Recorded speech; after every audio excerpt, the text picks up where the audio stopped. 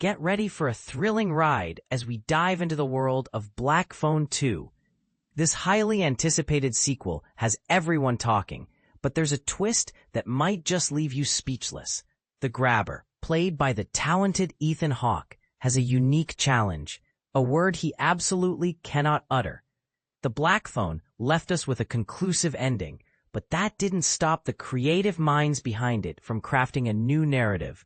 Scott Derrickson and C. Robert Cargill decided to bring back the serial killer, but with a twist, transforming him into a modern-day Freddy Krueger.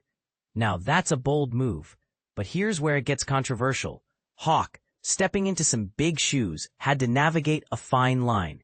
With the last official Nightmare on Elm Street movie being over a decade old, the pressure was on. Cargill revealed in an exclusive interview that they had to avoid certain words, and one expletive in particular, to prevent direct comparisons.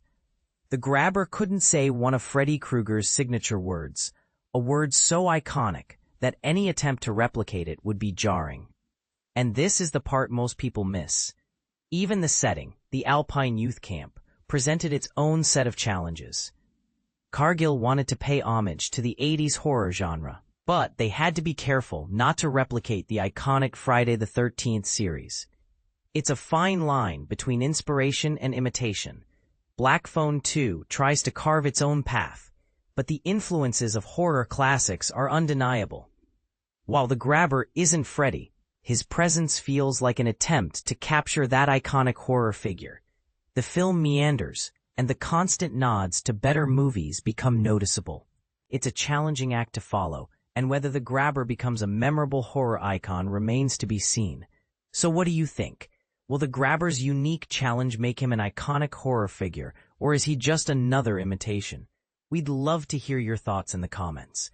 Black Phone 2 is now playing in theaters, so go check it out and join the discussion.